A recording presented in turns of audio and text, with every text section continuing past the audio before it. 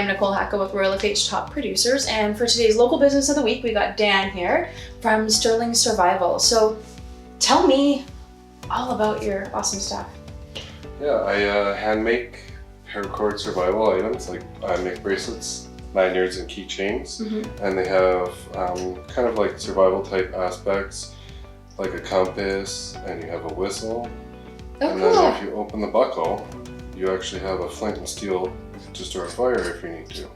That's cool. And then inside the rope is jute to help you start the fire, because jute burns really hot and really slow. And when you untie the cord, you have approximately 9-foot piece of 330-pound rope. Okay. So, what would somebody do with that much rope? Well, what would it be used for? You can make bootlaces. If you break your bootlaces, you can store your equipment up a tree if you need to do that. Okay. You can tie up a shelter. You can tie up your gear. Yeah. Stuff like that. Okay, and there was a couple other things you had mentioned to me before that were inside as well. Yeah, I have my cord custom made with the jute fire starter inside that you just untwist and it'll actually burn really easy. Yeah. And then there's also a piece of fishing line in here if you need to fish or suture or make traps to catch small animals. Yeah. That's super cool. You would never think that all that would be inside a bracelet. The lanyard has a little bit more.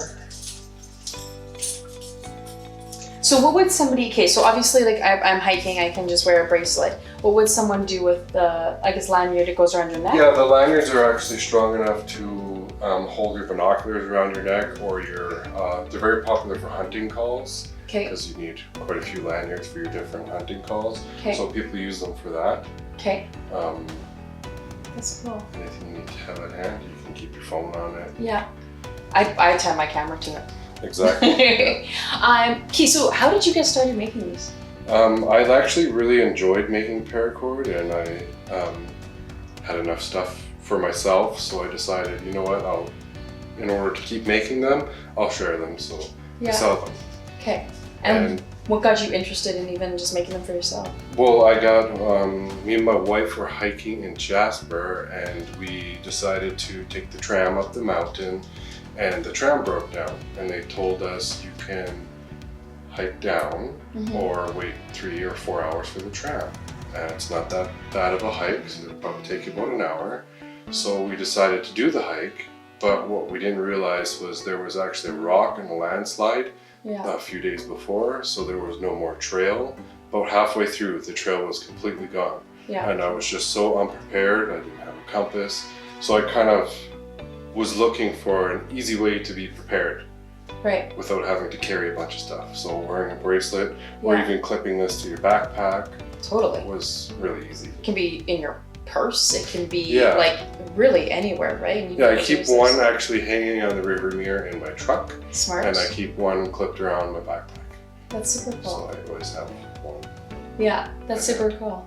So the people who would buy these, like you said, like hunters, hikers. Yeah, hunting, hikers, survivalists. We have actually, one of my customers is a snowmobile club. That makes sense, I make keychains for them to keep their keys on, and in case something happens, they have everything they need with their keys. Any kind of outdoor activity really, and we have a children's version that doesn't have any of the dangerous stuff. So we don't have children starting fires? Or because the steel on here is actually, you can use you can use it for cutting edge, right? So so you don't want a kid having that. We had customers who wanted these, but they didn't want the sharp edge, so I would just pull it out, but then I decided to make an actual children's version. That's super cool. I know we are big campers and hiking and stuff like that, and we did the campground did like a survival workshop. Right. And so I had he's 6 at the time, so my 6-year-old with Flint starting a fire. He loved it. It was so cool. It's like, he would love something like that. Yeah, that's super cool.